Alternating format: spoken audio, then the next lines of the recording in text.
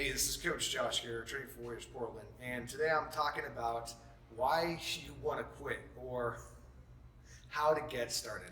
And this conversation is really about trying to figure out what your story is around your identity. And I want to draw you a little bit of a picture to kind of help hone you in on what we're talking about right now. And that is, everybody has a place where they're at in life, and we'll call that start point A. You got a place where you want to get to in life, and then start point B. In this case, we're talking about your fitness.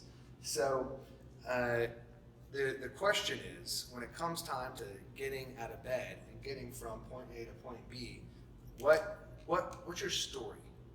And so if point A is your identity, or if it's like who you are, and point B is like who you want to become, then along the way you've got a bunch of little steps, and your perfect fitness journey might look something like this. Incremental changes, incremental steps towards success. It's a beautiful ladder that goes right to where you want to go. Pretty clear. What's the problem? The only problem is, as soon as you step outside of this little line, this little identity, this place where you begin, as soon as you take that first step, you are now incongruent with your old identity. So this is doing this stuff here, taking these steps is a new action, it's a new idea, and it requires getting outside of your comfort zone. And every single one of these steps is going to have its own fears associated with that step. Maybe it's you're going to start resistance training for the first time, or you're going to start working out and you're not really a fitness person, right? That's an identity statement. I'm not really a fitness person. But your brain and your mind is never going to say, I'm afraid of this, I'm afraid of change. What it will say is, I don't know what to do.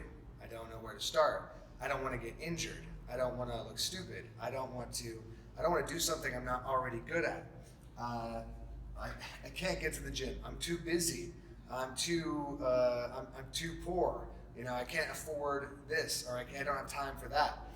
All of these stories will come up instead of when you're looking at taking your first step. The key is being able to take a breath and respond to each of those stories and fears and say, it's okay if I don't know what to do. It's okay if I am afraid. It's okay if I don't know where to begin. All I need to do is take the next step, which is just ask a question, ask a better question. Who can I talk to? Where do I go? If I can't afford a gym membership, what could I do to get in shape? And that gets you here to this ledge, which is, maybe you're gonna go for a jog twice a week, whatever. And what's gonna happen is, maybe you lace up your shoes on Monday and you go for a run. Feels great. Yes, I started something. You're off on your journey. Then Wednesday comes along, and you stayed up a little bit later than you normally do. You get to bed a little bit later, and then it comes time to wake up, and your mind doesn't say, I don't want to go running. It says, oh, well, I stayed up too late. I'm not quite rested. I don't want to overtrain. I don't want to do too much. I want to be kind to my body. So I'm not going to go running today. And every obstacle that you face, every step along the way, your brain's going to have a new story, a new reason, quote unquote, to not do it. And the reasons they all sound like logic. It'll be, oh, I don't have enough time to get my full run in, so I'll just go in the afternoon, right? And then something comes up in the afternoon. Or oh gosh, I'm not in very good shape, so I can't go to training for Warriors until I lose 20 pounds. I want to be in shape enough to finish the workouts. Never mind if the workouts are going to be designed for me to be successful. The point is not to defeat the logic, but to accept that your feelings around exercise, training, and doing new things, you're going to be uncomfortable and you're going to be afraid. And the right question to ask to keep moving forward would be something like, can I take action in spite of how I feel right now? So if I wake up late, or if I go to bed late, I don't get as much sleep, well, could I go for a run even though I only got 5 hours of sleep instead of 7? Yes, I could go for a run. Would I realistically be at risk if I did that? No, you're just going to be tired. Okay, so you can take action. You can take action despite the way that you feel. And the skill that you're developing is the habit of taking action despite feeling fear, despite of your feelings. And that is actually the skill that allows you to transcend these steps, because each one of these steps will be the same but different.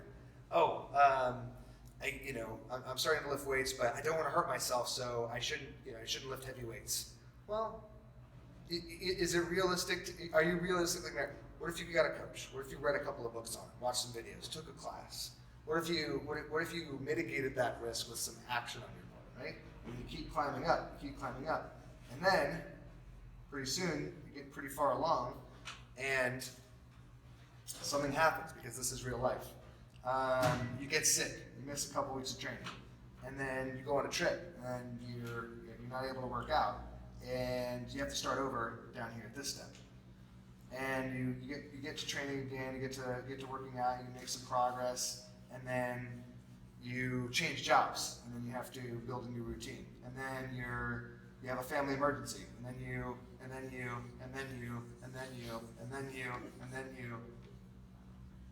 As long as you keep asking better questions, you keep getting better answers, and you can keep taking just the next step forward.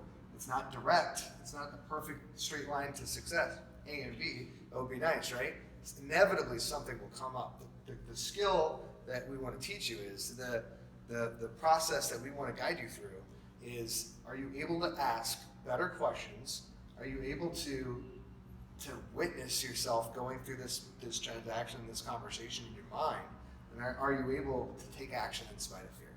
Because if you can do that, then you can be successful not just in the fitness game or the iron game, but in whatever it is in life that you're trying to do. So, where to start? How not to quit. Ask better questions. Act in spite of fear. Do that and bring out the warrior within.